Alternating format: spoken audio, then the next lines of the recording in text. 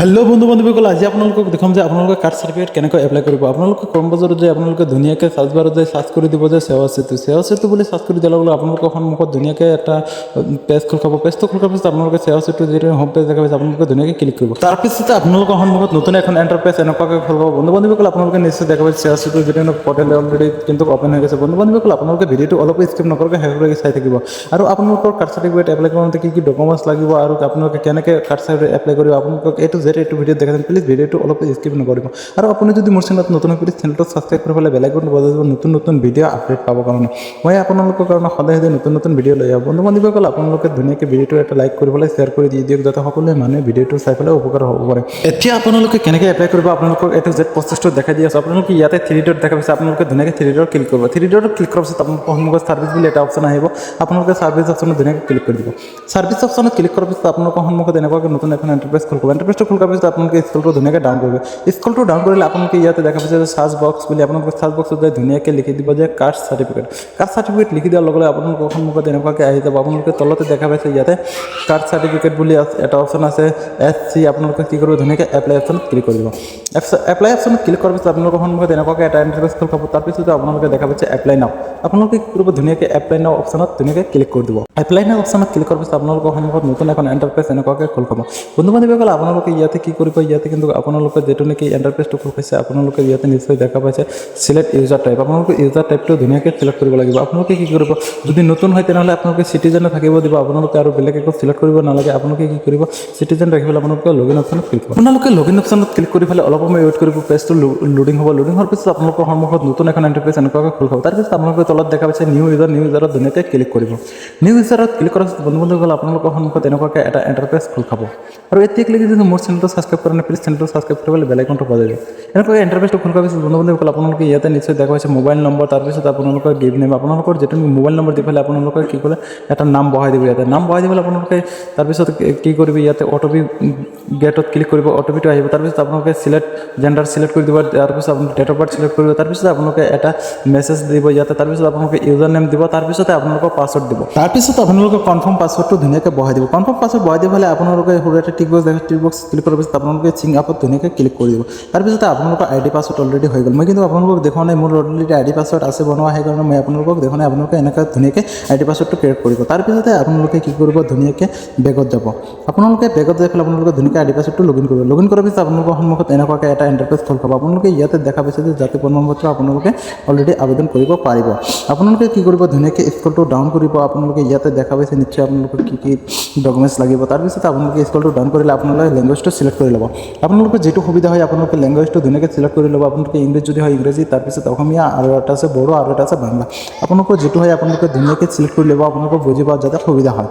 তাৰপিছতে আপোনালোকে কি কৰিব লেংগুৱেজটো চিলেক্ট কৰাৰ পিছত আপোনালোকে স্কুলটো ডাউন কৰিব। স্কুলটো ডাউন কৰাৰ পিছত ইয়াতে কৈছে যে আবেদনৰ বাবে। তাৰপিছত আপোনালোকে আবেদনৰ বাবে ইয়াতে চিলেক্ট কৰিব। আপোনালোকে কি হয় আবেদনৰ বাবে একচুৱেলি আপোনালোকে ধুনীয়াকৈ চিলেক্ট কৰি SC আপোনালোকে যিটো হয় এইটো ধুনীয়াকৈ চিলেক্ট কৰিব। আপোনালোকক এটাকৈ ধুনীয়াকৈ দেখাই দি আছোঁ। প্লিজ আপোনালোকে ভিডিঅ'টো অলপ স্কিপ নকৰিব। আপোনালোকে ইয়াতে SC বুলি অপশ্যন আছে। আপোনালোকে ধুনীয়াকৈ SC অপশ্যনত চিলেক্ট কৰিব। চিলেক্ট কৰাৰ পিছত আপোনালোকে ইয়াতে কৈছে যে name of the application. Name of the application অৰ্থাৎ এপ্লিকেশ্যনৰ নামটো আপোনালোকে ধুনীয়াকৈ তাতে লিখি দিব। তাৰপিছতে আপোনালোকক দেখাই দি আছোঁ ইয়াতে কিন্তু জেণ্ডাৰ অৰ্থাৎ লিংগ। আপোনালোকে জানে যে লিংগ অৰ্থাৎ জেণ্ডাৰ আপোনালোকে মেল হয় মেল দিব আৰু ফিমেল হয় ফিমেল দিব। ধুনীয়াকৈ আপোনালোকে যিটো হয় সেইটো ধুনীয়াকৈ দি দিব। দিয়াৰ পিছত আপোনালোকে কি কৰিব আপোনালোকৰ ভিডিঅ'টো এটা মোবাইল নম্বৰ তাতে বহাই দিব। মোবাইল নম্বৰটো দিয়াৰ পিছত বন্ধু বান্ধৱীসকলে ইয়াতে কৈছে আপোনালোকৰ পিন নম্বৰ আপোনালোকৰ পিন যিটো হয় আপোনালোকে ধুনীয়াকৈ দি দিব। পেন নম্বৰটো দিয়াৰ পিছত আপোনালোকে ইমেইলটো দি দিব। ইমেইল দিয়াৰ পিছত আপোনালোকে ইপিক নম্বৰ অৰ্থাৎ আপোনালোকৰ ভোটাৰ কাৰ্ডৰ যিটো নম্বৰ আছে সেইটো দি দিব। তাৰপিছত ডেট অফ বাৰ্থটো ধুনীয়াকৈ আধাৰ কাৰ্ড চাই দি দিব। তাৰপিছত আপোনালোকৰ আহিল ফাদাৰ নেম অৰ্থাৎ পিতাৰ নাম। তাৰপিছতে বন্ধু বান্ধৱীসকল আপোনালোকক দিব লাগিব মাদাৰ নেম। মাদাৰ নেমটো দিয়াৰ পিছত আপোনালোকে স্কুলটো ধুনীয়াকৈ ডাউন কৰিব। স্কুলটো ডাউন কৰিলে আপোনালোকে ইয়াতে কিন্তু আপোনালোকে দেখা পাইছে যে আপোনালোকৰ কাষ্ট চিলেক্ট আপোনালোকৰ যিটো নেকি চিলেক্ট কৰিব লাগে আপোনালোকৰ কাষ্টটো ধুনীয়াকৈ আপোনালোকে চিলেক্ট কৰিব। ইয়াতে বহুতকেইটা অপশ্যন আহিছে। ইয়াতে কিন্তু আপোনালোকে নিশ্চয় দেখা পাইছে বহুতকেইটা কাষ্টৰ নাম আহিছে। আপোনালোকৰ নেকি যিটো কাষ্ট হয় আপোনালোকে ধুনীয়াকৈ ইয়াৰ পৰা বাছি ল'ব। লৈ পেলাই আপোনালোকৰ কাষ্টটো যিটো হয় আপোনালোকে ধুনীয়াকৈ সেইটো কাষ্টে চিলেক্ট কৰিব।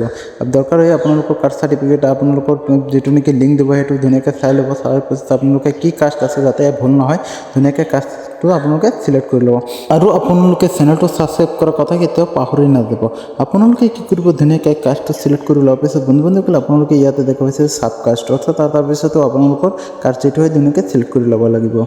জাতি উপজাতি আপোনালোকৰ যিটো নেকি সাব কাষ্ট হয় আপোনালোকে যিটো হয় আপোনালোকে ধুনীয়াকৈ চিলেক্ট কৰি ল'ব। চিলেক্ট কৰি লোৱাৰ পিছত বন্ধুসকল আপোনালোকে স্কুলটো ডাউন কৰিব। স্কুলটো ডাউন কৰাৰ পিছত আপোনালোকৰ 1 নম্বৰ ঠিকনা, তাৰপিছতে আপোনালোকে দিব লাগিব 2 নম্বৰ ঠিকনা।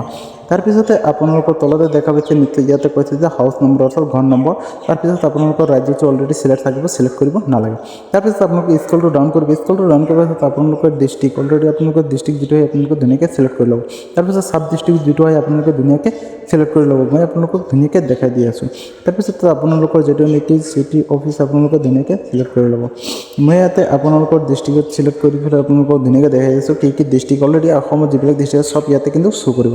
মোৰ যিহেতু দৰং ডিষ্ট্ৰিক্ট, মই দৰং ডিষ্ট্ৰিক্টটো চিলেক্ট কৰিছোঁ। তাৰপিছত আপোনালোকে সাব ডিষ্ট্ৰিক্ট ক্লিক কৰিব। সাব ডিষ্ট্ৰিক্টত ক্লিক কৰাৰ পিছত আপোনালোকে ইয়াতে দেখা পাইছে মোৰ যিহেতু দৰং ডিষ্ট্ৰিক্টত যিকেইটা সাব ডিষ্ট্ৰিক্ট আছে ইয়াতে কিন্তু অলৰেডি আহি গৈছে। তাৰপিছতে ইয়াতে কিন্তু মই সাব ডিষ্ট্ৰিক্ট চিলেক্ট কৰাৰ পিছত ইয়াতে কিন্তু আপোনালোকৰ চিলেক্ট ৰাজ্য, অৰ্থাৎ আপোনালোকৰ যিটো নেকি ৰাজ্য চক্ৰ হয় আপোনালোকে ইয়াতে কিন্তু ধুনীয়াকৈ চিলেক্ট কৰি ল'ব লাগিব। তাৰপিছতে আপোনালোকৰ মৌজা কোনটো হয় আপোনালোকে ধুনীয়াকৈ মৌজাটো চিলেক্ট কৰি ল'ব। আপোনালোকে ফৰ্মটো ফিল আপ কৰোঁতে ধুনীয়াকৈ আপোনালোকৰ আধাৰ কাৰ্ড চাই ফৰ্মটো ফিল আপ কৰিব, যাতে আপোনালোকৰ কোনো ভুল নহয়। এইটো কিন্তু জাতি প্ৰমাণপত্ৰ আপোনালোকে কোনো ধৰণৰ ভুল কৰাৰ চেষ্টা নকৰিব। তাৰপিছতে আপোনালোকক দেখাই দি আছোঁ ইয়াতে কিন্তু ভিলেজ বা টাউন অপশ্যন আছে। আপোনালোকক মই ধুনীয়াকৈ চিলেক্ট কৰি পেলাই দেখাই দি আছোঁ। আপোনালোকে ইয়াতে চিলেক্ট কৰিলে কিন্তু আপোনালোকৰ ধুনীয়াকৈ ভিলেজ আহি যাব। ইয়াতে কিন্তু আপোনালোকৰ ধুনীয়াকৈ বহুতকেইটা ভিলেজ শ্ব' কৰিব। মই আপোনালোকক দেখাই দি আছোঁ ইয়াতে চাব পাৰিছে নিশ্চয় বহুতকেইটা ভিলেজ শ্ব' কৰিছে। আপোনালোকৰ যিটো ভিলেজ হয় আপোনালোকৰ ধুনীয়াকৈ ভিলেজটো তাৰ পৰা চিলেক্ট কৰি ল'ব। চিলেক্ট কৰাৰ পিছত আপোনালোকৰ তাৰপিছতে কি কৰিব, ইয়াতে আপোনালোকে যিটো নেকি পুলিচ ষ্টেচন অৰ্থাৎ থানা হয় আপোনালোকে ধুনীয়াকৈ তাতে লিখি দিব লাগিব আপোনালোকৰ থানা কোনটো হয়। আপোনালোকে থানাটো ধুনীয়াকৈ লিখি দি পেলাই আপোনালোকে স্কুলটো ডাউন কৰিলে আপোনালোকৰ পোষ্ট অফিচ অৰ্থাৎ ডাকঘৰ যিটো হয় আপোনালোকে তাতে ধুনীয়াকৈ লিখি দিব।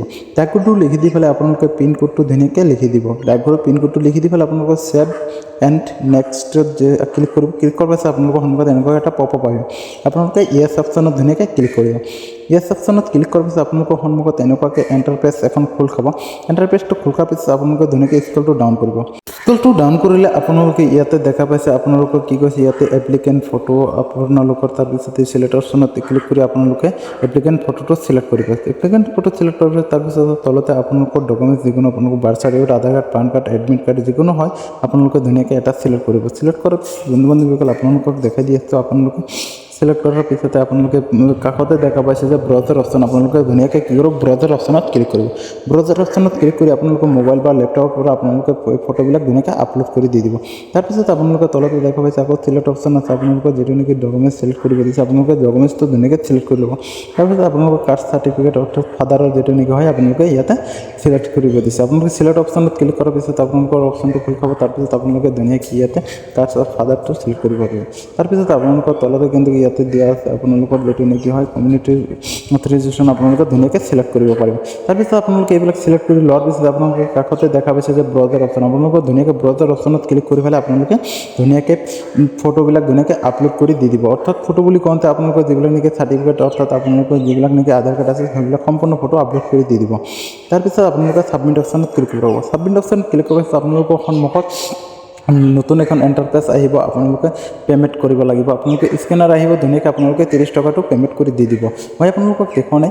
তাৰপিছতে আপোনালোকে ৰিচিপ্ট এনেকুৱাকৈ এটা ৰিচিপ্ট পাই যাব। আপোনালোকে পে'মেণ্টটো কৰাৰ পিছত এনেকুৱাকৈ এটা ৰিচিপ্ট আহি যাব। ৰিচিপ্টটো আপোনালোকে প্ৰিণ্ট আউট কৰি ধুনীয়াকৈ থৈ দিব বা ডাউনলোড কৰি থৈ দিব। আপোনালোকে কেইদিনমান পিছত এইটো ৰিচিপ্ট দি আপোনালোকে এই ডিষ্ট্ৰিক্ট পৰ্টেলত ধুনীয়াকৈ চেক কৰিব। চেক কৰাৰ পিছত আপোনালোকৰ অলৰেডি কি হয় মানে বস্তুটো আপোনালোকে এপ্ৰুভ হৈছে নে নাই আপোনালোকে কাষ্ট চাৰ্টিফিকেটটো ধুনীয়াকৈ ডাউনলোড কৰিব পাৰিব।